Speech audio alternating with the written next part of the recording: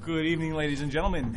The time is now 7:30. It's December 10th, and I will call this committee of the whole to order.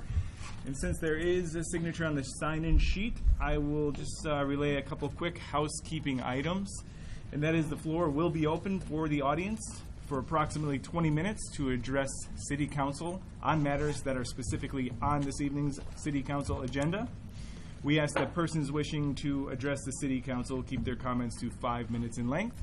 Comments must be addressed to the Council as a whole through the Mayor, and profanity will not be used or tolerated in any form. That said, we've got 4 items to run through. The first item we're looking at is the creation of a fund balance policy for the garage fund. If Melissa's available, we'll go ahead and kick this one off. So obviously, as Finance Director, Melissa Gallagher is walking up. This is obviously some of the conversations that we have with our auditors. Many municipalities obviously have fund balance policies for all their different funds. So slowly, as the city has been able to, and when we're able to accommodate and make sure that we're living within our policy, we're able to release and talk to you about fund balance policies. During the 2020 budget, when everybody was in, we did talk about, now that we feel comfortable with all the work that Public Works has done, specifically the guys out of the garage, between fuel savings, tire savings, and some additional savings, we're able to have this discussion tonight, and hopefully at the end of the conversation, you'll support us, and then we can bring the fund balance policy with that. That was a long conversation for a short walk up here, but at that point, I give you Finance Director Melissa Gallagher. Thank you, City Manager Crumstock. Within your council packet, we've got the draft fund balance policy for the garage fund, as City Manager Crumstock mentioned. By way of background, the City of Rolling Meadows has come a long way. Since 2014, we've been able to achieve fund balance policies for our general fund, our largest operating fund, our 911 fund, and also our refuse fund. So as we've mentioned before, our goal tonight is to present the fund balance policy for the City Council to review tonight. Similar to the city's other fund balance policies, the garage fund should strive to maintain adequate reserves in the event of unforeseen circumstances and to promote continued service delivery for our city. We also try to cover our uncompensated or compensated absences in the fund, which is our vacation, sick time, and other benefits, and to ensure that there's adequate cash flow reserves in the fund, particularly for fuel and tires, as City Manager Crumstock mentioned. The purpose of the garage fund for the city is to provide operating, servicing, and repairs of all our city vehicles and equipment across the entire city. And as a frame of reference as well, our vehicles and equipment total more than 100 vehicles and equipment across the entire city, and our assets value upwards of $10 to $15 million across the city. Particularly for fuel and tires, we're looking out for the future on that as well. And as Barry mentioned, we really would like to thank the work of our current employees for all the work that they've done over the last couple of years, because this fund actually had a negative fund balance over the last couple of years, and now we're able to actually achieve a fund balance policy. We've had a lot of savings in fuel and tires over the last couple of years, and that's been a great thing for our fund. As mentioned, we've got a draft initial fund balance policy. And just to reiterate, the garage fund is an internal service fund, and it is considered a best practice in governmental accounting. And when you think about internal service, it's really that fund provides services to all of the other departments across the city, and it's considered as a cost reimbursement basis. Within the packet itself, we've got the draft garage fund. Our goal tonight is to present this to the City Council for discussion. And then we would come back to you with a resolution at the December 17th Committee of the Whole or City Council meeting. So just turning to the garage fund policy. As we've done with all of our other city policies for fund balance, we present this in resolution form. We do review this with our city auditors. So we've already discussed this internally with them. And they always recommend as a range. And so when we think about range, we do that with all of our other fund balance policies. For the garage fund in particular, our range that we're recommending is about $1 million to $1.5 million annually. The reason for that is we've been able to achieve about a $1 million fund balance over the last several years, and our expenses are about a $1.5 million expenditure every single year. We feel confident that this range is available for us to maintain that over time, and then also does provide adequate cash for the future as well. So within your packet, you've got your draft fund balance policy. And again, we've reviewed this with the city's auditors. We always start with the purpose of the fund balance policy. We've got a summary and then the amount that we would hold in reserve, ranging from about $1 million to $1.5 million. And then we have conditions for use of reserves. And as always, what we try to do is reiterate the fact that we do review these fund balance policies on an annual basis. And should we have any recommendations for changes, we always would come back to City Council for approval. So that, in a nutshell, is the fund balance policy for the garage fund. And happy to take any questions. Just to reiterate, we would be bringing back forth a resolution next week for council approval. Thank you, Melissa. Are there questions from the council at this time? Alderman Sonoyka and Alderman O'Brien. Thank you, Mr. Mayor, and thank you, Director Gallagher. My question is with regards to number 2 on this draft that states the use of reserves shall be limited to anticipated non-recurring needs. And I was hoping for a couple of examples of that type of expenditure with which we would use reserves. So the quickest one would be a few years ago when we were replacing our lifts in the garage. That is a non-reoccurring because it doesn't happen every year. It happens when the lifts need to be replaced. And that's something that we're anticipating the year that would need to be done, and also because it's non-reoccurring. That's the quickest and simplest example of what would be anticipated, because we know what's coming up in our capital program to do that, and then it's non-reoccurring because it comes down at a future date. That's a really good one to mention. That's probably the only one that would come to mind, similar to the 911 fund, where we have the capital need for the upcoming CAD program for the radio. So that would be a very good example. As a follow-up then, I guess I would like a little bit more explanation as to why that would be something we would want to dip into reserves for if it's anticipated, and we wouldn't necessarily, or we wouldn't we would fund that through the regular budget process that we normally would follow. So I was just going to mention as a follow-up to that is it would always be through the budget process, and when we say dip into reserves or use of reserves, it would be through the budget process. So we would actually present that to City Council for a condition to use that, but only through the budget process. So we wouldn't typically, unless it was an emergency situation, come back and ask, that we would come back and ask for, but typically it would be always through the budget process. Is this then standard language for our other reserve, or our other fund balance policies that we have for all of? Yes. Okay. Yes. Thank you. Further questions, Alderman Sonoyka? No. Alderman O'Brien? Thank you, Mr. Mayor. And this is probably just for my own education. I know we have the range 1 million to 1.5. If we dip slowly below that, like 900,000, are we locked in that if we do use it and we go below, if it says in the proposal that comes forward it's $1 million to $1.5 million, or if we go above it, we're still okay? Or should that parameter be looser? So what typically happens is once you have a fund balance policy, auditors, rating agencies, and all those other groups, they want to really make sure that you adhere to it. So they understand if you go over, but then they want you to either reallocate the money for some other fund or reallocate it for a use of something. If you go below it, then they have big concerns about that, because then that's showing stress on your budget and stress on that other area. So typically what you will see is that fund balance policies will be adjusted up but not down, so once you create it. Great. Thank you. And then just one additional one, too. I'm guessing this sits in an interest-bearing account or something. I mean, it's a significant amount of money that even if it's 1%, it's something? Or all of our money that we have with liquidity is out there in different financial institutions, and that's when we give you the updates on it, because we also have to make sure which ones are liquid enough for us to pull from, but we also make sure what's out there financially sound. Thank you. Further questions? I was just, if you can go over one more time, how we arrive at between 1 million and 1.5. Why not 750? I mean, if you're saying it's for mostly unanticipated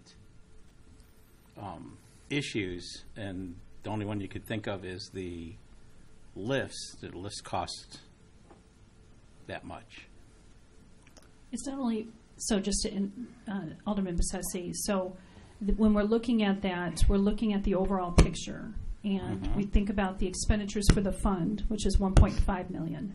We've been maintaining a fund balance ranging from about $1 million to $1.2 over the last couple years. We also have to cover our cash needs for the fund, and we also have to cover our compensated absences for the fund. And it will fluctuate throughout the year, but I think the goal is at the end of the year, you want to be in that range of $1 million to $1.5 million, not just to cover the unforeseen, but to also make sure you're covering your payroll, because we pay for salaries and benefits, and then also your capital, that if we have any, and then also our operating or fuel or tires and other operational needs. So in other words, the 1 million is what we've demonstrated we can stay above. Yes. Okay. Yeah. So, quick follow-up to that. In order to get to the fund balance of 1 million or 1.5, I know that we don't operate with a balance, but generically speaking, what happens, let's say, this December or January, actually, and we've paid off all the bills for that fund, where are we typically remaining at that time, and how much money is it going to cost to bring it up to the 1 million or $1.5 million balance? So the you're financial contribution that has to come into this to make So that 1 right million. now, we're sitting at that 1.1. Okay. So we do not have to reallocate any money into it, and that's why we're able to bring a fund balance policy. And that's also when we were talking to the auditors that we've shown at least now 2 budgets that we can stay over that 1 million. But again, it's a $1.5 million fund operating. So that's why that 1 to 1.5, but we do not have to reallocate any money into that fund to make sure that it's starting in the fund balance policy. Okay. Thank you. Further questions from the council? Alderman Budmats? So where are the next funds that you're going to want to have guaranteed balance funds for? Well, we've been looking at the utilities fund as one of those funds that we would like to strive for. But again, we have to have that track record and that history to make sure that you're achieving that fund balance over time. Thank you. Any further follow-up questions or comments from council? Alderman Sonoyka? I just wanted to check with staff if they wanted a straw poll on this policy as it stands. Oh, sorry. That's where I was going to go. If there's no Okay. more comments or questions, then I was going to say, based on the comments that are written out here, you're looking for us to demonstrate all those in favor of bringing forth the resolution to formalize this? That is correct. Okay. So then I'm going to propose the question to council that all those in favor of staff bringing forth a resolution to formalize a fund balance policy for the garage fund, show your hands in favor. Those opposed? There you have it. Thank you, Mr. Mayor and Unanimous. City Council. Appreciate You're it. welcome. Thank you. Moving swiftly on to number 2, Chief Valentino, the Fire Home Safety Inspection Program. Well, good evening. Typically, the fire department is really considered as the dynamic service provider in the city, and not too much fire prevention. But we understand in the department, prevention and education and enforcement is very important. I was specifically asked to talk about home fire inspections and safety inspections. That's basically what I'm going to cover overall on what we do in the fire department and what we have done and where we want to go with this moving forward. So what has happened as far as home safety, we're unique as I write in the write-up, that we are the authority having jurisdiction. We don't have any specific jurisdiction to go into people's homes randomly and do fire inspections. Although if we are invited, and then we can't even enforce what we do find, but we can advise people. So we were fortunate 5 years ago to secure a grant through FEMA for senior safety, senior fire safety and home safety awareness and intervention. Part of this was installing for free to seniors in Rolling Meadows in their home or condominiums smoke detectors and or carbon monoxide detectors. This works perfectly hand in glove with what we're transporting into or transposing into with this mobile integrated health care, because what we're doing is, as a part of this pilot program for mobile integrated health, we get into the homes when people are discharged from the hospital. We not only make sure that they're giving the right medication and they're being prescribed, because people have typically discharge amnesia, they just want to get in the car and go home. But part of this integrated is the home safety check. In Rolling Meadows, we've been doing this for 5 years. Anytime someone calls, we get their address, we allow a time mutually set up where the firefighter off duty goes, does a simple home inspection, advises them where we want to put the detectors, make sure it's working, and does a cursory check for safety. I just did a survey through CDC, and I commented also in the notes. Anybody over the age of 65 in a given year, 1/3 of our population over 65 and over will fall. That could have catastrophic events, as I'm sure everyone has experienced, myself included. So this is a very important thing that we have to look at as far as fall protection, which is part of the home safety program and the grant. The grant has since expired, and we still have, right now, we have 120 smoke detectors and 120 carbon monoxide detectors. Last week, we had over 400 of each, and we reached out to the Illinois Fire Safety Alliance and gave that to them, and they were going to distribute them through their process and their avenues to put them in homes rather than sit in the shelf at our fire station. So that was very remarkable. We also have an at-risk population in Rolling Meadows. I want to, which I will tell everyone, the census is very, very important because I was able to grab some significant statistics actually on persons with disability in Rolling Meadows. In the last census, out of our total population, we had 2,200 people who were at risk. People the age of 64 and over, we had over 400 hearing impaired, 130 visually impaired, we had 160 cognitive impaired, over 700 with ambulatory difficulties, we had 150 self-care difficulties, and we had over 300 people with independent living difficulties. Of the 2,200, that allowed us to be about, out of the 22,000, we had 2,200 people with some significant risk to our population. So if we can get in homes and do some safety and help them, all the better. So that's what and since the grant has expired, we haven't rolled it out yet, but we are offering free smoke and carbon monoxide detectors to residents that are not seniors. So all they would have to do, we have to roll this out, put it on the web, and get that message out that they're available. So that's that would answer the question on home fire safety and home awareness. But in the same manner, I was just taking the opportunity to say, although the homes, we don't have the purview, I have the obligation to go into businesses and common areas of multifamily dwellings to do inspections. And we did task our firefighters with doing multifamily inspections in the general areas, which was hallways and stairwells and garages. Our workload is getting more voluminous. We are spending more time in training, and we're covering for other areas in training. So that opportunity to put on-shift firefighters doing common area inspections is really taxing us. We do have 2 fire inspectors part-time that are off-duty. They are paid time and 1/2 to do our inspections. I looked up recently, I have the statistics over the last 3 years of what we've spent as far as their time goes, and I paralleled it with other municipalities in the area. We have in Rolling Meadows, we have 1,600 necessary inspectional premises that we're required. I'm taxed with inspecting, and I think we're falling short of that based on just the sheer numbers and the sheer time that is available by the part-time inspectors. We are blessed with a shared resource, a person, though. His name is Scott Moore. He is our fire marshal. A few years ago, we went through ordinance and changed his title to fire marshal. I cannot tell you his expertise in matters that are far above fire prevention and inspection. We know a bunch of, let's say, areas and addresses in the city that need more attention than others as far as fire code violations and enforcement need. And if we are looking at succession planning, we need to think about replacing that position in either a part-time, full-time, or some type of way, because once he is gone, we have nothing to share from Palatine Rural Fire Protection District to fill those boots. So I just thought it was a nice opportunity to share that with you. I do have specifics, but I don't need to share them right now at this time. But understanding that fire safety, I'm going to fire safety. It's just kind of like the wellness program that we're all experiencing now. You know, we want to prevent injuries. We want to make sure we want to enhance people's life safety and their fire prevention, and just like we do their wellness and health. So I have that just offer up. So the fire prevention in the home, it works. We're way ahead of that curve. We can continue and will continue that. We just get the word out.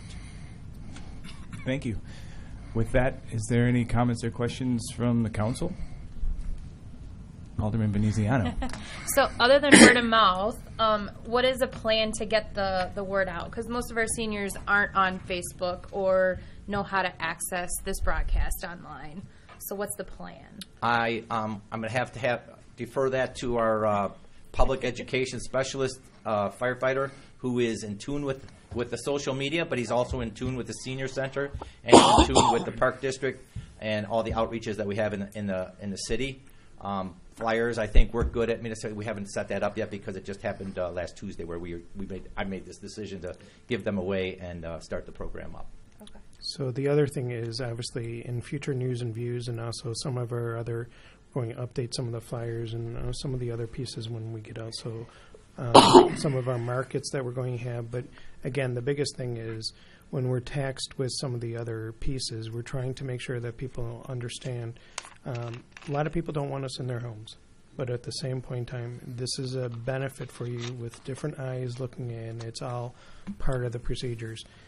We know that people right off the bat, if they were seniors, did participate and then it really went away. But it goes back into, we're just different eyes. We're trying to accommodate when the guys are on shift, they're out there and they're trying to look for those things. And we also see it with the mobile integrated. It's another way for people to look for slip, trip, and falls or any of those kind of pieces. But it's life safety. And what Chief Valentino was talking about was also when we have Scott Moore here, he's able to look at a lot of different things for us, even when we have commercial real estate individuals here or we're doing a commercial building. He knows what the rules are very quickly, and sometimes you need that right away. And he's very good when we call him that he'll drive by, but that's his primary responsibility. So when we talk about some of the current staffing that we have, this is another one that we need to advertise a little bit more for those kind of pieces for inspections, but it also is a different eye. And then when we do the advertising, it might come back that at a future date we need to come back to the city council and talk about the part-timer, the full-timer. And again, when we were talking about the budget, there's always a request for bodies. This is the first body that we would actually be talking about because it is an expansion. And you go back into 5 years ago, we also started a process that many of the commercial buildings also do some of their self-assessments, and I forgot the name of the firm. Inspection reports online, IROL, which we subscribe to. So that also gave us another avenue, but again, some of these buildings, it might take us 2 years to get into, but this way with the body, we can keep up with it. It's very similar to any of those other inspections that we do for high-risk areas. No matter what, we're going to be in that area, but again, it gives us another way of opportunity for another service for the community. If I may add on two more things. One thing is we have put we just don't want to hand out smoke and carbon monoxide detectors like at the senior fair and things. So we want to get into the home and help that. We are carrying a complement of both on the fire engine and truck. So if we go to a call and we get inside even an ambulance call, our people will be looking and saying, "Oh, does that work?" Kind of like queuing them in, and we'll allow that opportunity for right on the spot where the ambulance will go and the fire engine will stay back and perhaps help. And we do farm out some of many of our inspections with fire safety consultants who do a great job for us on those higher level inspection things. In fact, we farm them out to do Fuji, Hunt, and Northrop, and that's a 1 week inspection. So, but our fire marshal is side by side with them. Same thing with schools, the high school and all our elementary and junior highs. We don't have any jurisdiction through the Department of Education, but our fire marshal walks through with the DOE. Also, I'm gonna throw props at this fire marshal because there was one entity in the city that was still paying for plain old telephone POTS lines for their fire alarm when they still had wireless. They were paying for wireless connectivity to our 911 center, and he met with the new homeowners and sat down and found that they had been paying for the last 6 years, tens of thousands of dollars to AT&T for, and he just figured that out on his own, trying to help out the homeowners association with their wireless connection between here and our 911 center. These things happen on a weekly basis with him, so he's a good advocate for us. Sounds like he's good talent to have. and keep. Yeah.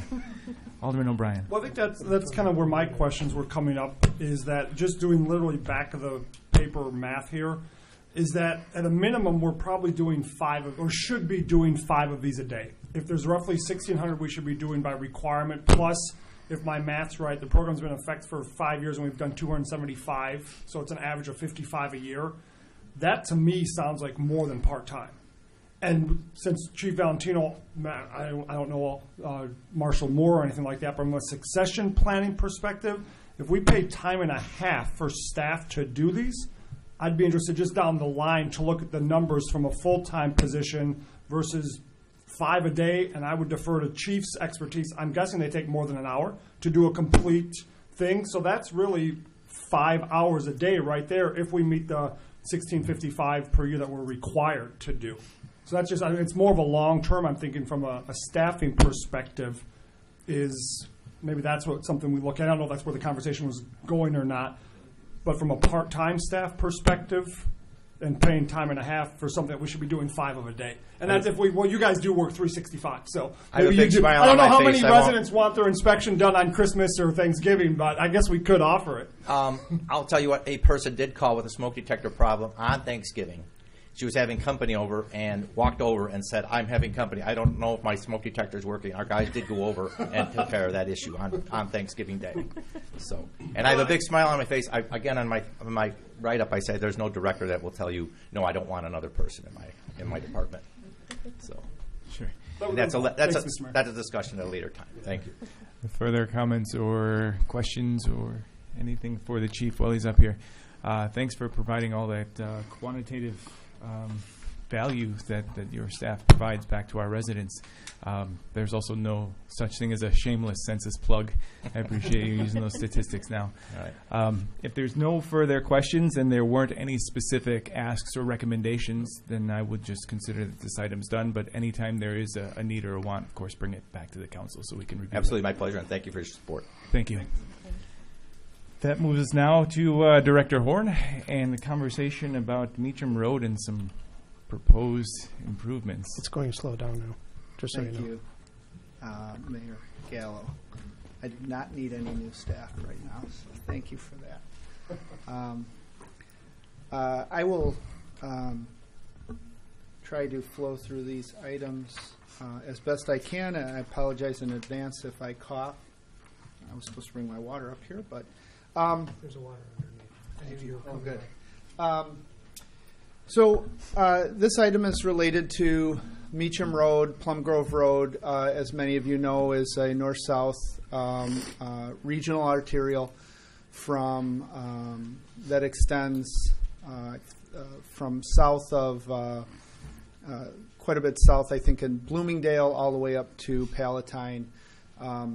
It is considered a regional arterial because it is a connector to a interstate highway. This item, I should indicate that this item is being brought to the council at this time for a couple reasons. The primary reason is we received a correspondence which was attached to your packet from our neighbors to the south, Schaumburg.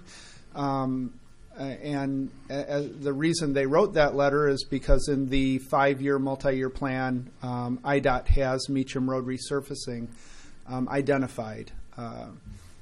They put it in their years 2 through 5 with no specific date.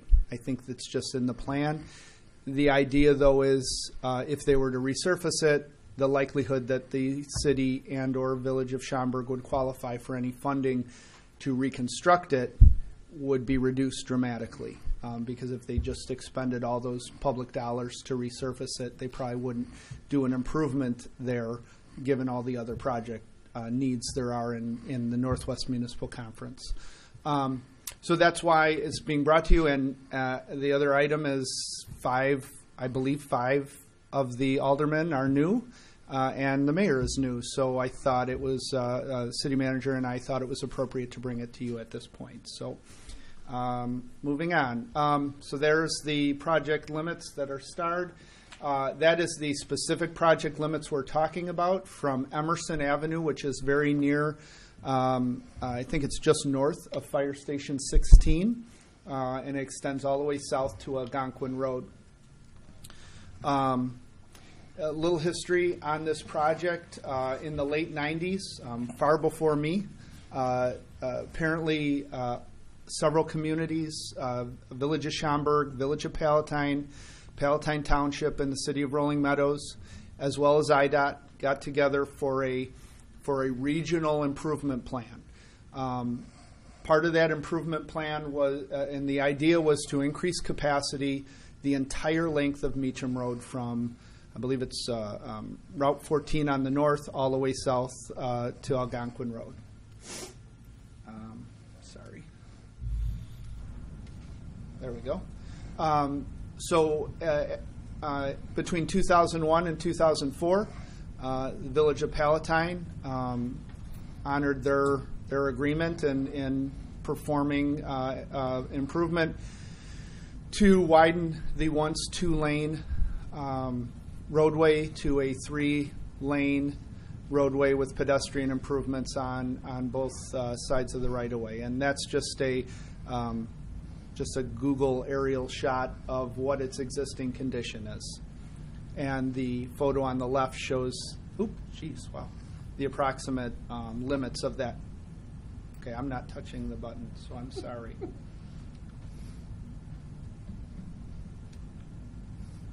Sorry about this. I don't know. Oh, there it went. I wasn't even touching. So this section is the area from a road called Taft, which is just south of our industrial Palatine's Illinois Avenue, and that extends south to Emerson Avenue. That section of roadway was completed in 2007-2008 by the City of Rolling Meadows, primarily with federal funding dollars and IDOT dollars, which paid for the lion's share of that construction. As you can see, that's I believe that's Euclid intersection there. There are pedestrian improvements, dual left turn lanes at that intersection. That portion that goes through Rolling Meadows in that area is a 5-lane cross-section, even though it's a little wider here at the intersection.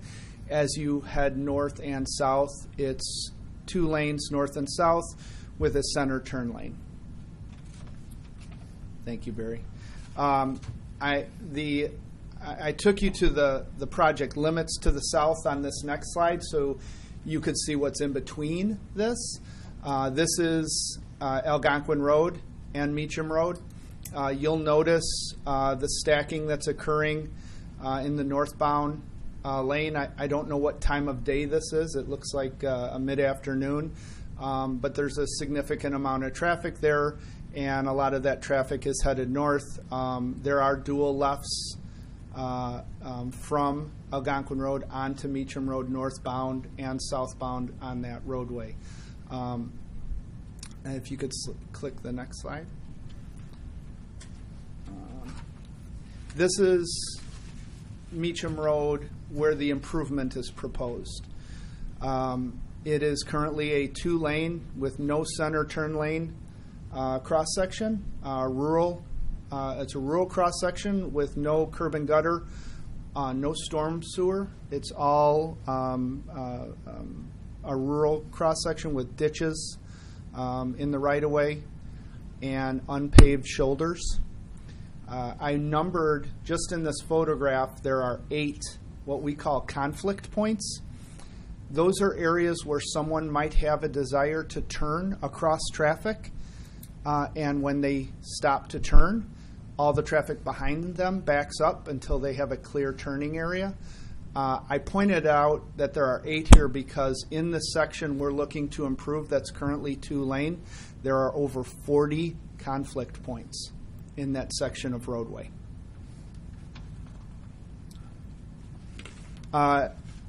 Just to, again, why Schaumburg and more so CMAP and IDOT have Meacham Road on their radar for improvement and are very supportive of its expansion is that is a cross-section from of I-90 from Barrington Road to the west to Arlington Heights to the road to the east. That's an area of about 5.5 miles. There are only 4 intersecting arterials on I-90 there, which are labeled. If you could select the next slide. I bring this up as being important because Meacham Road is the only road that has a 2-lane cross-section so close to the interstate. All the other roadways are a minimum of 3 lanes for at least, I think, 2 miles. Barrington Road is 1.2 miles from I-90, but even as it reduces, there are turn lanes. There are 2 lanes north and south, but there are turn lanes into developed areas, not driveways. So, but again, that's 1.2 miles to the north and pretty far west away from Schaumburg, high dense area, traffic areas, whereas Meacham Road, it's less than a mile before it turns into 2-lane cross sections. So,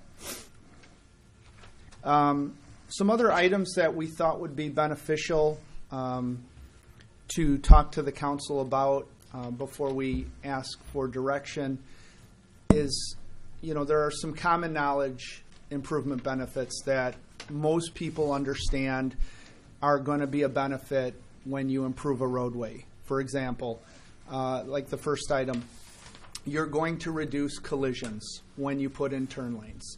If you put in a center lane, there's going to be less of those people not noticing the guy's turn signal in front of them and that chain reaction of rear ends. There are going to be less fatalities and injuries to pedestrians.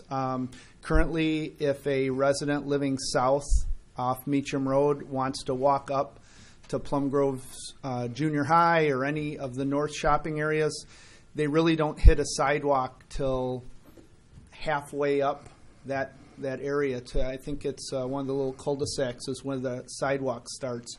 There's a great distance where a pedestrian would have to walk along the roadway to get to there. Infrastructure improvements, drainage improvements, as Alderman Cannon knows, there's at least one property along Meacham Road that has very significant drainage problems.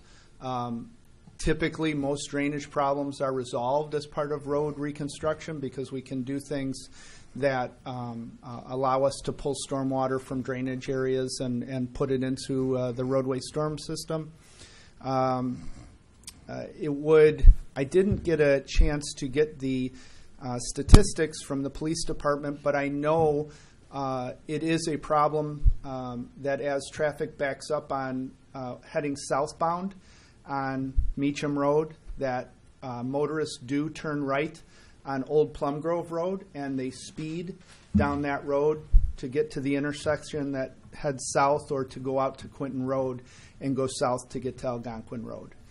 So that would reduce speeding along a true 2-lane roadway where there's many pedestrians that walk along the roadway there to get to the Plum Grove Junior High. And lastly, it minimizes maintenance needs. When you have an improved road, obviously it's just easier to maintain the right-of-way in that area because it's improved. It's not just overgrown with whatever existed there prior. The next item, I will be full disclosure. I have to give a lot of credit to the assistant director on this. Her knowledge of economic development is significant, so we wanted to point out the area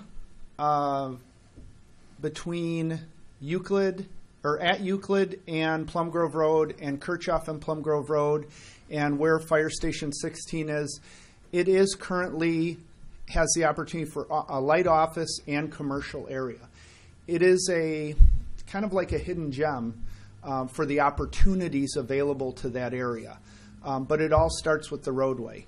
If the pedestrian improvements are not available, the ability for people to walk or bike to the area, or people feel that it's too congested to travel to and access easily, they won't go to it.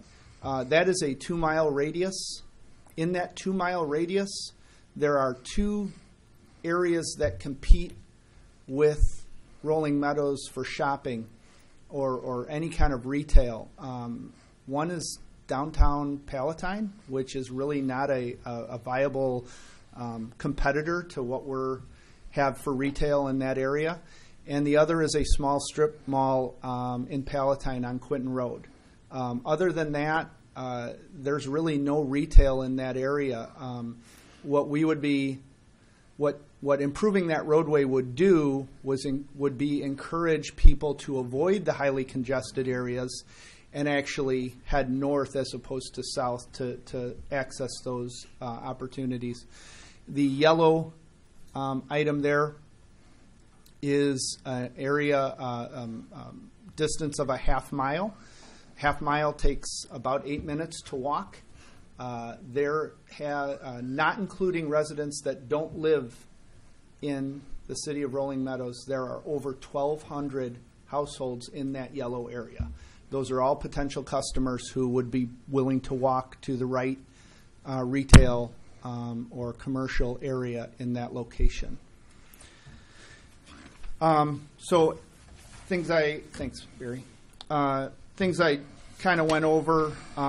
These are all items that we put together just for your knowledge about the benefits, economic benefits to a more accessible roadway from both pedestrian and vehicular standpoint. The new lanes would encourage new or redevelopment of the surrounding areas. A more accessible corridor in that area would possibly encourage people to avoid going south to Schaumburg for their shopping needs and potentially go to that location.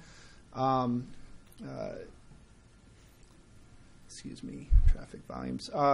Given the the sheer number of vehicles that travel through the intersection will improve commercial opportunities, provided they're accessible opportunities.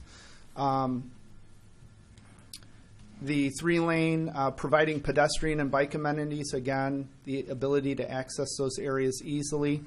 And one of the last things we talked about was the image that it presents of Rolling Meadows. For residents who have lived there for many years, there's some nostalgia behind a nice kind of a 2-lane country road where they live. For new home buyers and young professionals, people want to know they're going to be able to access their neighborhood easily, that their kids are going to be easily able to walk to school, or they're easily going to be able to access retail areas like neighborhood coffee shops and restaurants and things like that. Without those things, I think it discourages retail growth and property transfer of property. And so that currently is the image that motorists have coming into Rolling Meadows. As you can see, there's really not a difference, but the photo on the left is actually Schaumburg, and the photo on the right is as you actually enter Rolling Meadows. But again, that's the image people have of coming into Rolling Meadows. That's the image that people have driving down Plum Grove Road in Palatine. So, and that's my, these were the 3 items originally talked about with the council several years ago. There were 2 opportunities I think the council had zeroed in on. The first one was a 3-lane, which was what the city was working with Schaumburg and IDOT about, was a 3-lane cross-section. I couldn't find any information as to whether they were going for the curb and gutter or the rural ditch and swale cross-section, but in either case, it's about the same amount of right-of-way needed. The cross-section on the right is likely what IDOT would construct if they look to improve it without city involvement. And that was discussed at the meeting in 2016 with the residents that came out and opposed that construction. So with that, the only item I have left for the city council is to gather the type of information that you might want to decide whether we should move forward with that is pretty labor intensive. if the council as a whole is opposed to pursuing a 3-lane or a 5-lane cross-section, that would be good information so we can not pursue that. If you do want us to pursue it, then we'll get the resources we need to actually put that into the works and get that message to Schaumburg that we're actually going to start looking at things again. But that's why I'm here, to see what take the temperature, I guess you would say, of the council to get back to Schaumburg on. Sure. Thank you. And I'm going to hold my questions till after council has had a chance to ask theirs. I do believe it's probably a good exercise, to your point, seeing as how it is a predominantly new council, that we get out to our residents and we ask those who will be immediately affected or impacted, and then also every resident here traverses that same road at some point. So all of our residents will be impacted to a certain degree. So I think we should get out and be in front of our residents on this question, bring that back to staff so they can make determinations, and also council can make a decision then on what type of effort and energy we would like you guys to put into this. But circling back now, is there any clarification or questions from council at this time? Alderman Veneziano? So question, if as a city we decide to do nothing, and being new to this, not knowing, how does IDOT move forward? If we decide to do nothing, will they continue? Like, what is the process? I don't know what they're thinking right now, but so I can only go based on what I see in the plan. Mm-hmm. They typically don't put something in the plan to mislead anyone. Sure. So what they have in the plan right now is clearly just grind off the top 1.5 inches and resurface it. I think it's $677,000 they have budgeted. That, to me, that's a resurface project with very little. I can't even imagine they're doing anything more than replacing existing crosswalks with that kind of limited funding. Further?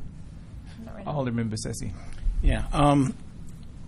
If we were to proceed with a 3-lane or 5-lane, would the city then become responsible for any maintenance, snow removal, any of that stuff for the road? That would be part of the information I would look to put together for the city council at the time. It would be, obviously I'd want direction from the city council because that is a policy matter. At first blush, my initial recommendation to the council would be to try to avoid having to accept full jurisdictional responsibility for the roadway. But again, that's something you get into discussions with IDOT about, and we report to council over the period of time that we're actually pursuing that discussion. And I'm going to pause you right there because that's one of the questions in page, I think it's 13 of the packet of the full PDF, but it's titled Committee of the Whole Agenda March 15th. There's a bullet point that says approval of over $2.5 million in state funds from the Illinois Department of Transportation for roadway engineering, design, and construction. But then it has a series of dots with the condition that jurisdictional transfer of the roadway from IDOT to each local municipality, right? So if these historic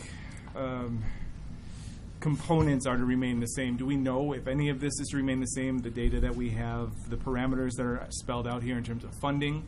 There's a $700,000 cost. Do we know if any of that's to stay the same or if it's going to change? And I would say it probably would change because that estimate was done at least 5 years ago when they did the Phase 1 study.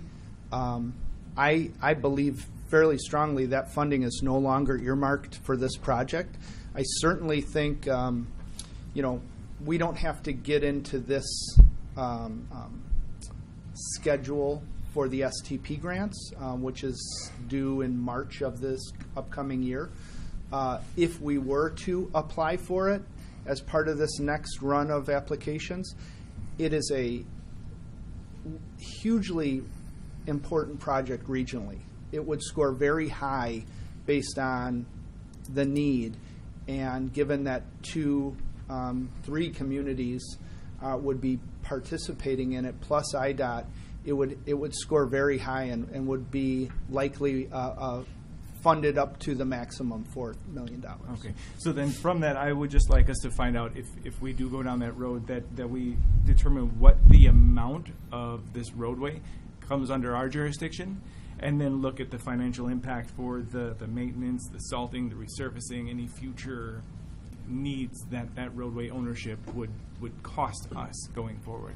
Yes, absolutely. And I spoke with one of the other aldermen this week about those very matters, and that absolutely is what the next step would be to get the council.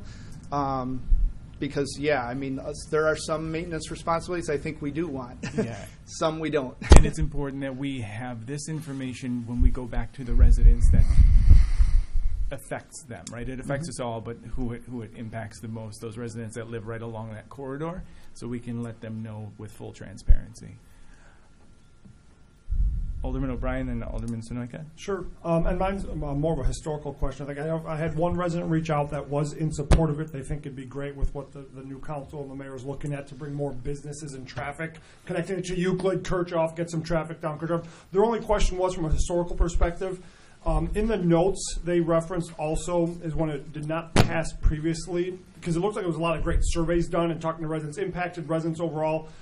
Does anybody know why it didn't pass? The only line they picked up on, which I picked up on too, was rightfully so. That's the position we're in. We have to weigh the feedback we hear from residents. But it was a lot from unincorporated area back to this. So it sounded like, again, it was just one resident said, hey, we're supportive of it. Am I reading it correctly that it was a lot of feedback from unincorporated people that did not let this go through when like 90% of the cost was going to be covered by funding? So saying that I was here for most of that historical part, and I know that Steve Hollish is sitting behind me, he can also reiterate. Obviously, Schaumburg heard not a peep from anybody. Rolling Meadows, we did informational meetings, we did all different kinds of things, and you are absolutely correct what you heard. The unincorporated section of Cook County came out in full force because a lot of that is in that area. Right. And every time that we did conversations with the city council, and obviously when we had open points, it looked very positive that it was going to be a positive vote at the end of the day, because going back into the Wayback Machine, IDOT wanted to make this into a 5-lane road, and it was actually during some early negotiations that the 3-lane was actually created. But IDOT stated, unless we have all the municipalities sign off on this, we're not interested in doing it. So when the final vote came, that's when it turned into a 4-3 vote. But again, when you look at when people were at the public meetings, when they came actually to city council meetings, a majority of the individuals who were speaking against the project were the unincorporated. But majority of the people who were speaking for it were people. And we did have people from Palatine come because they were looking for the continuation. And I can tell you that we still have at least one representative who does ask if we're going to be doing that. So it's nothing that's been forgotten. But, we spent a lot of time, and that's why we're having this committee hall discussion, because we don't want to spend more time on it and then it just fails again. We want to make sure all those pieces. And you are correct. A lot of those other unknowns we need to correct and deal with it. And again, just putting out all the pieces, at the end of the day, you're voting on it. We're just spending the time to do this project. And there were a lot of the same concerns that you've heard about maintenance, about jurisdictional transfer and everything else. But at the same point in time, the easements that need to be worked on, there are a bunch of signs on the side. Certain people at the public information meeting were kind of interesting when IDOT said, you're actually on our property. So, we want you off our property if we do the easement. So it's all part of the education. So that's part of the historical. But again, Steve and I, Mr. Hollish in the back, we spent a lot of time, a lot of meetings. But every time that we went to Schaumburg, we were the only two individuals there. Alderman Sunoika. Thank you, Mr. Mayor, and thank you, Director Horn, for that presentation. I had about 100 residents reach out over the weekend regarding this issue, and they are most concerned about how much this would cost, but they were also concerned about what kind of benefits this would give to the city, which I know you presented tonight. Excuse me. Additionally, I know we have a comprehensive plan that we should be using as a guide for capital improvements like this. Do you know if the comprehensive plan included this particular corridor for Rolling Meadows? I actually do know that it does not. For some reason, it was overlooked. I can't speak to why it was overlooked, but there was not a lot of attention put on in this area. In talking to the assistant director and the potential opportunities for the term she used was repositioning of the spaces with a pedestrian accessibility and a more accessible roadway. The opportunities are really exciting. I think would benefit the city as a whole and that area as a whole, given its location and the lack of competition from an area standpoint. But again, for some reason, I'm not sure why it wasn't addressed in the comprehensive plan. I can't speak to that. Further comments or clarification? Alderman Cannon. Thank you, Mr. Mayor. I guess I would respectfully disagree with Barry a little bit. There was an awful lot of people that live along that roadway that were actually in Rolling Meadows that weren't real thrilled with this whole plan to begin with. We spent a lot of time both on council, in separate meetings, group meetings, area meetings. There was lots of discussion. I can't tell you how many meetings there were. Barry probably could give you a number, but we had significant discussions about this. Basically, at that time, the state, for my opinion, was threatening us with a 5-lane road if we didn't agree to do something soon. But if you recall, if anybody travels that road as much as I do, you notice that the state's put virtually $0 into that road since we turned them down. They don't even fill in the holes on the side of the road. They spend no money at all, nothing. I mean, it's hard to disagree with that this wouldn't be a benefit to us. The question becomes now the same question we had before. So it's going to cost us $112,000 just for engineering to begin with, besides all the staff time. The staff time is huge here. We're not talking about a couple hours a week. We're talking about hundreds of hours over the next couple of years if we go ahead with this project. So it might not be $1 out of our pocket, but it's $1 out of what they have to do day in and day out. We can't keep on asking them to do more and more in the same period of time without more staff then. The other thing I would just point out to people, part of the reason why this, I'm guessing maybe wasn't in the comprehensive plan is it is a state road. And then the roadways on both sides of this place that are in our town now were basically annexed to us in 1991. A lot of those roadways have never been touched by us. They're in my ward. I mean, and it's been year after year. My own road this year was reconstructed this year. It was supposed to be reconstructed 6 years ago. We all just experienced Kirchhoff. Kirchhoff used to be owned by someone else also, but now we own it. So now we had to spend $600,000 or $700,000 out of our budget to make that roadway right. Rob talked about Palatine Road, Palatine taking care of their section. Well, they just repaved it for the first time, and I'm guessing they probably spent $1 million out of their own budget to take care of a roadway that wasn't theirs 20 years ago. I'll also point out to you that Palatine Township owns part of this on their side for a couple blocks. They want nothing to do with it. They won't help us. They won't give us any money. They won't even come to meetings. So you need to be aware of that. They just throw their hands up and say, we want nothing to do with it. If Schaumburg and Rolling Meadows want to do it, you guys go ahead with it. But then a lot of the people who live in that area were here fighting it one way or another for it. So there's a lot of discussion both ways. My whole thing is if we take it over, we have to take care of it then. And then 10 or 15, 20 years down the line, we have to take another $1 million out of our budget to rebuild it again. The other big issue that's down there is the bridge at the bottom of the creek, because the roadway comes down from both sides. We have about a mile. Schaumburg said last time that they would take possession of the bridge. And in my opinion, the reason they're pushing so hard for it is they can't get anybody to buy Loper Farms because they got to put turn lanes in there. And if they put turn lanes in, they got to widen that bridge. So they're going to ask some builder to spend $2 or $3 million to fix the roadway to go in there. And that might not be actual fact, but every time a builder gets ready to go in there, they back out because of other issues. So it's not just a black and white issue here. There's lots of different pieces in play. So, theoretically, I think anybody would be crazy to say that this wouldn't be a good deal, just a matter of who pays for it and who takes care of it long term. I mean, we can't keep on taking over these roadways. We took over Old Plum Grove Road, Hartung. is, Schaumburg side, but on our side, we took over Old Plum Grove, so now we have to pay for all the maintenance to redo that now.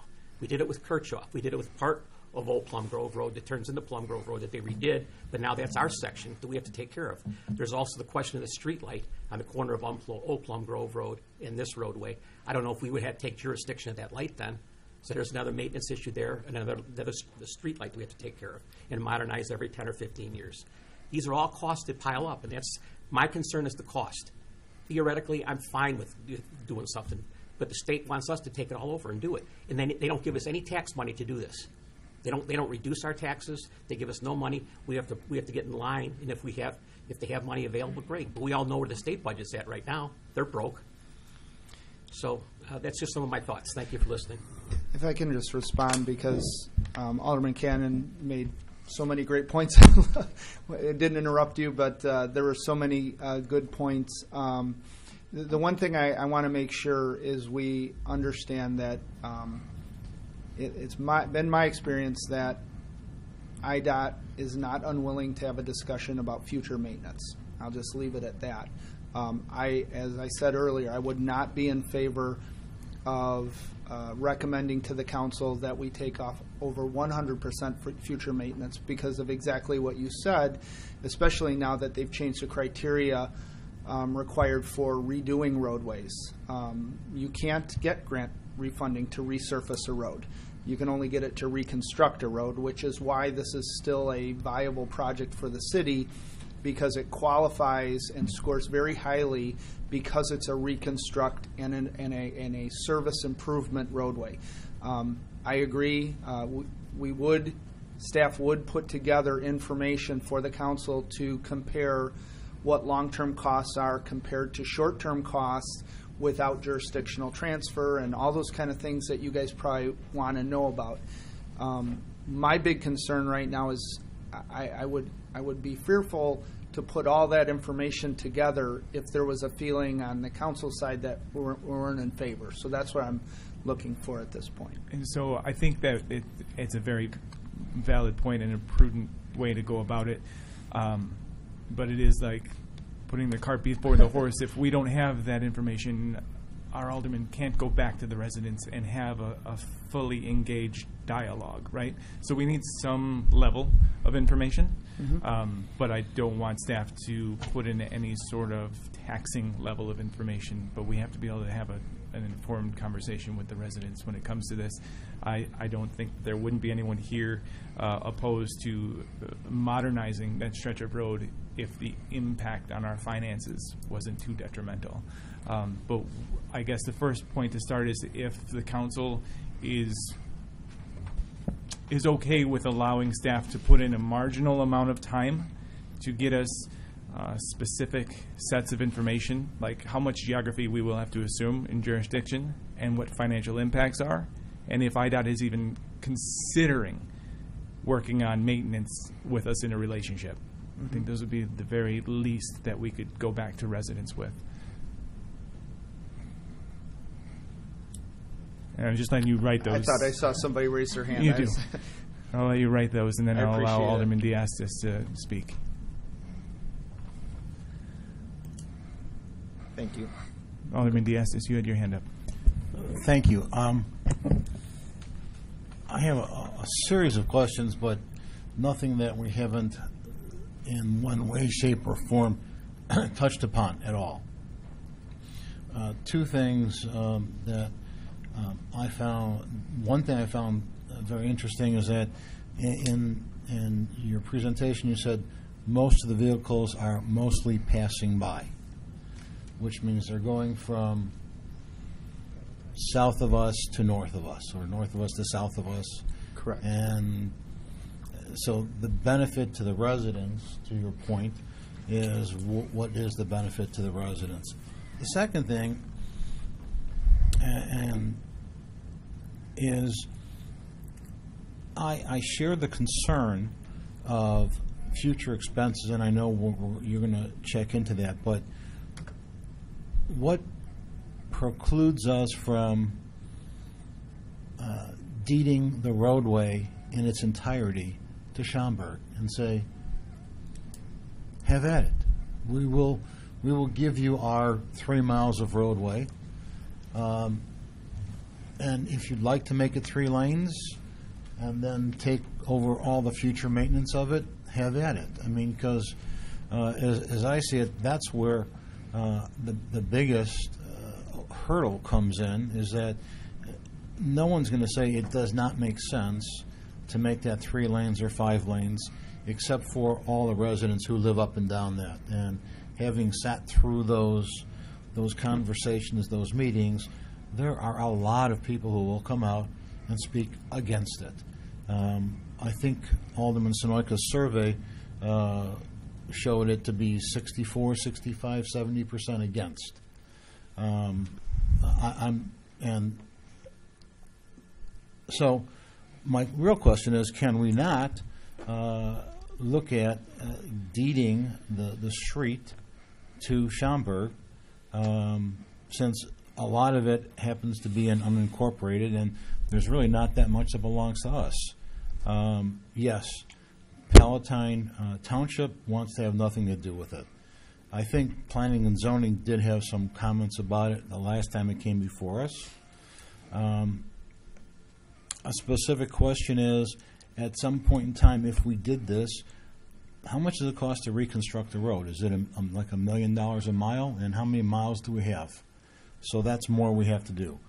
But I agree with what the mayor said, is that you want to take some time and get some answers without spending too much time on this. I'd like to see it. I'd also like to see what collision statistics we have that show us that is a much more dangerous road than a 4-lane or than a 3-lane with a turning lane. That came up. So, how do those statistics compare to Barrington Road or Roselle Road? I don't know. Snow plowing. If it's our road, we have to snow plow it, and we don't do it now. So that just means more equipment, more time, more labor, more money, more salt. So, like everybody else has said, it probably makes a whole lot of sense to do it, but we need more information before we can bring any of this to the residents, or before we can make an educated decision. Alderman Sonoyka. I just want to very quickly provide additional information for the record regarding the reference to a survey that Alderman Diastis mentioned. There was no official survey. There was some outreach to the community that resulted in a couple of phone calls and messages, and some posting, but there's no confirmation about whether or not the respondents to that are all residents. I can only confirm those that reached out to me directly. Thank you. Further clarification or comments? And if not, if not any more comments from the Alderman, Director Horn, don't go too far, because you're up again. Next. But I will Much open shorter. the floor for public speakers, and we do have Mr. Hollish. You're up. You have 5 minutes. No profanity, and after that, this topic I will won't be use concluded. profanity. I was here all through the last proceedings, as Barry stated. Got to watch this. I get ticked off when people don't talk into the mic, and I'm doing it myself. I sat through all the meetings the last time of this went through. Most of the people that came out that were against it, and I'll say the majority, live adjacent to Meacham. Up and down, there's a couple people that have driveways right onto Meacham. They were totally against it because they don't want to lose their property. They don't want to lose their access.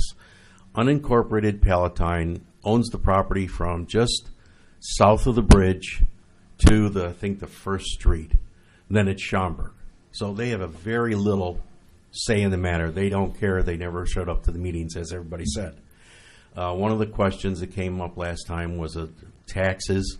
Here I'm paying taxes for the state of Illinois to maintain a road, yet if Rolling Meadows takes it over, I'm going to have to pay taxes to Rolling Meadows to maintain the road. Sounds strange, doesn't it? As far as would it look better? Yes, it would look 100% better. I've lived here over 20 years. That road hasn't changed. IDOT has done very little maintenance going forward. They don't clean out the storm drains or anything else. They don't maintain the side of the road. They don't maintain potholes unless you specifically call. So their reaction to that is they're going to wait until they have to resurface it. Yes, way back then they did question, should they have 3 lanes or 5 lanes? At that time it got pushed forward by our own council that 3 lanes would be acceptable, and they'd be willing to push that. Well, back then, the traffic capacity, 3 lanes was fine. That traffic is getting worse every day. And I look, when the Motorola property gets fully developed and the convention center does full work, that's going to be a nightmare of a street. You're not going to be able to pull out on it any way, shape, or form. Even if you put a 3rd lane in, you're not going to be able to pull in traffic safely. Going forward, there's been a couple accidents right off my street. Guy plowed in the back when he was turning. There's a lot of traffic that just passes through. They don't want to go down Algonquin to Quinton. They rather go down Meacham to avoid that congestion. If you open this up to 3 lanes, it's going to be a massive traffic going down Meacham. And I think instead of having a 3-lane, 2 with a turn lane, you should put 4 lanes in. And then the question is, should you put 5 lanes in? Statistics have shown that a 3-lane is not much safer than a 2-lane. 4 lanes is good. It gets your capacity through. You don't have many problems with turn lanes. 5 is safer than a 4 because you put that turn lane in. There's been a lot of statistics on this, a lot of outcry. There was a questionnaire went out from Rolling Meadows asking the people what they wanted, and I think the majority came back and said, nope, they don't want it because they like that rural look. Well, that rural look shabby for Rolling Meadows. It could look better. So I guess it's up to you to either let the state continue to do what they want. At some point in time, they'll put a 5-lane through, then it's up to the state. And we don't have any responsibility on it, and it kind of limits the scope of Rolling Meadows activity. Thank you. Thank you. So at this time, I believe we're done with conversation and discussion here. The only thing I want to do is have a quick show of hands to allow staff to pursue some basic informational gathering components to bring back to council so council can have dialogue with residents and see if we want to go down this road again. So all those in favor of allowing staff to get some information, show your hands with an aye. Aye. 1, 2, 3, 4, 5, 6. It's unanimous, so you're good there. Thank you. There's you opposed, or was your hand up? Okay. Can I just ask one quick, or make one point? One quick one, sure. Could you just make sure who would have responsibility for the bridge and for the street light besides the maintenance issue? Because the bridge is a big thing if it has to be rebuilt. Oh, it had to be. Yeah. Thank you, Mr. Mayor. You're welcome. And then Director Horn, when you're finished writing the notes, you can help yourself to start on the sewer recapture discussion. I'm all set on this, so All we'll right. go much quicker. We had a resident contact us recently to ask that we come back to the City Council for consideration to overturn or consider allowing him to do something in opposition of an approved ordinance. The gentleman's name is A.J. Chandhook. He lives at he lives on Brockway Lane in the city of Rolling Meadows. In 2008, this person installed a sewer main to provide sewer service to his property. As part of that construction, now understand I was not here, so I'm regurgitating information that I was able to find from historical records. As part of that project, there were a lot of problems. He didn't complete the work as required per plan. The city had to pull money from the letter of credit and actually finish that work.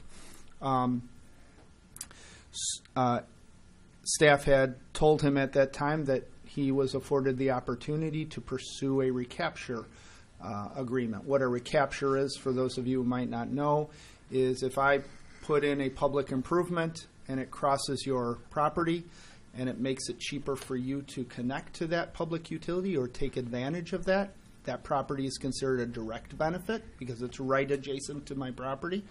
And so a calculation would be figured that the value of that utility being on my property is X dollars.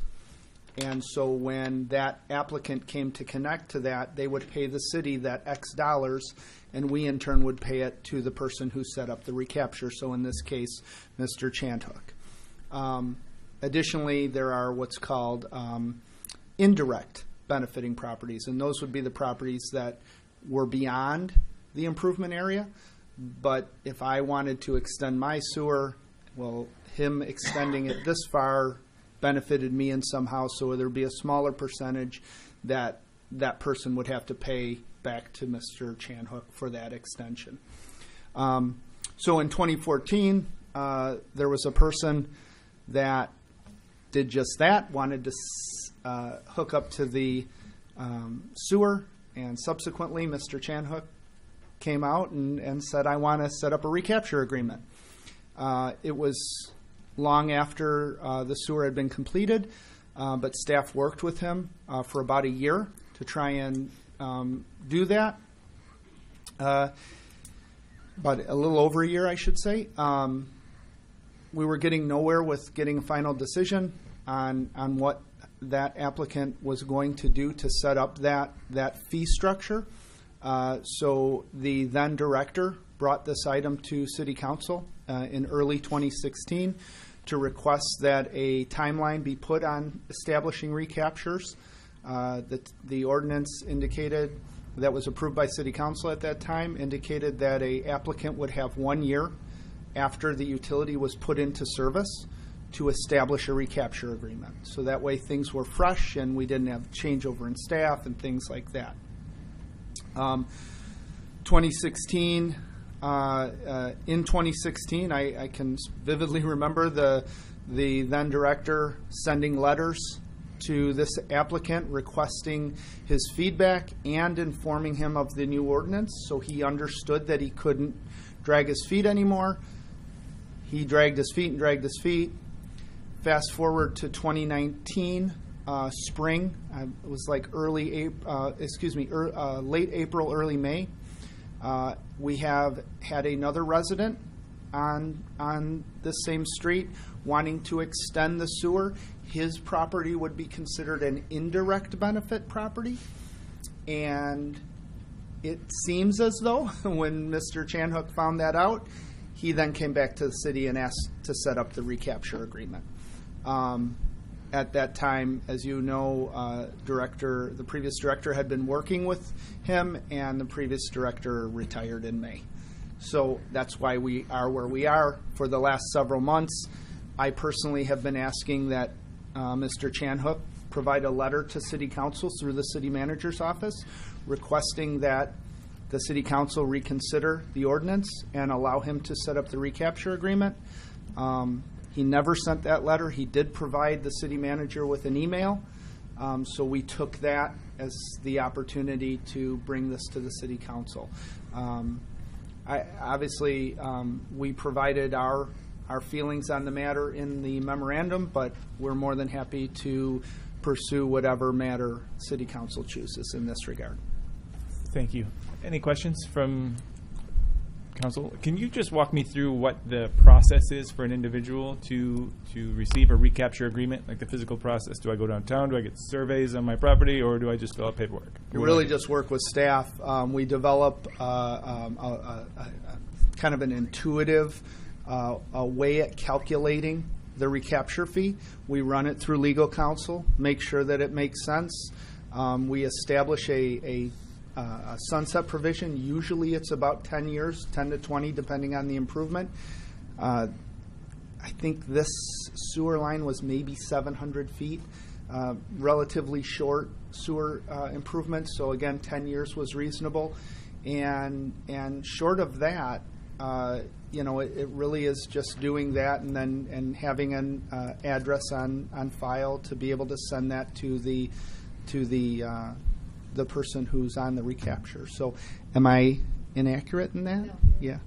So nothing arduous, just takes a little bit of initiative from an individual. That's the key word. Okay.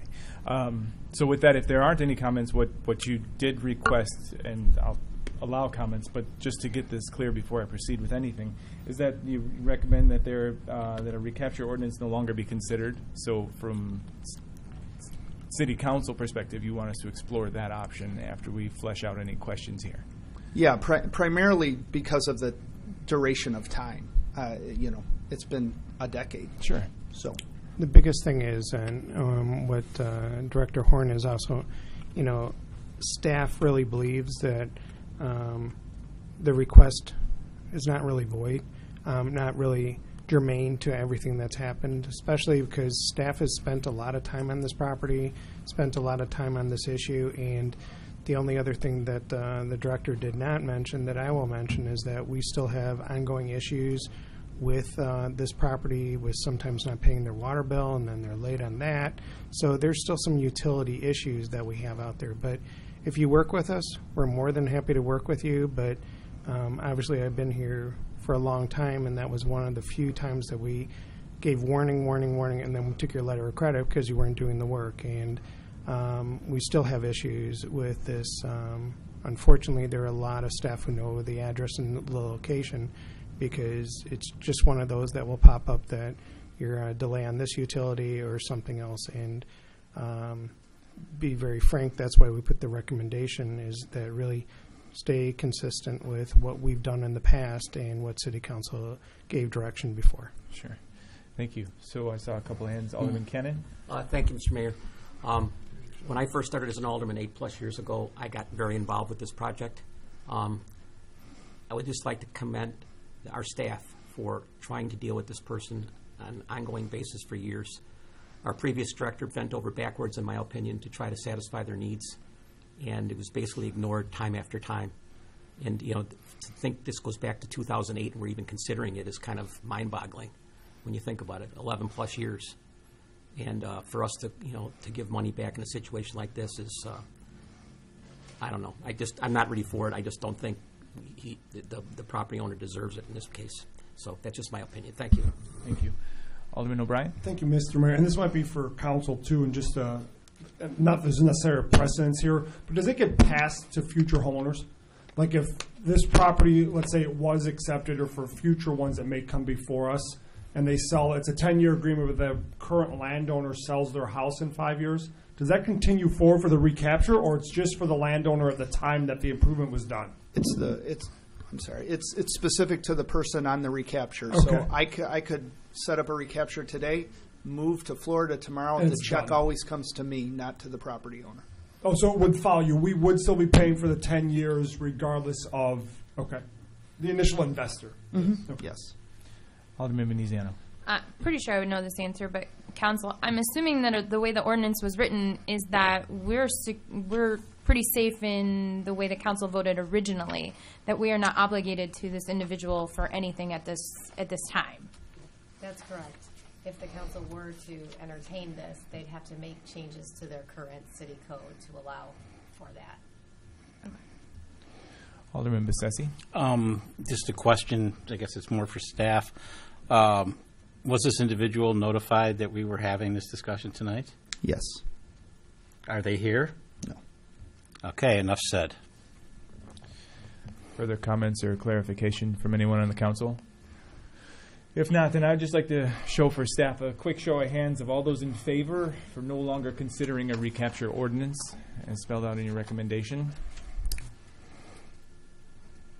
I think that gives you a unanimous direction.